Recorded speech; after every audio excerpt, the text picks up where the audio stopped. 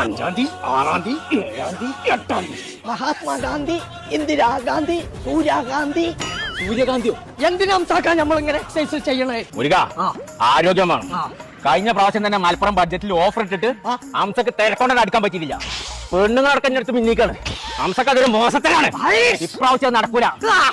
5-ാം തീയതി മുതൽ 8-ാം തീയതി വരെ തിരക്കിച്ചാണ് ഹംസ സാധനം. അതിന് ഹംസാക്ക ഞങ്ങൾ ഇപ്രാവശ്യം തിരക്കേണ്ട ആവശ്യമില്ല. ഒരു സമയം നീട്ടിക്കണോ?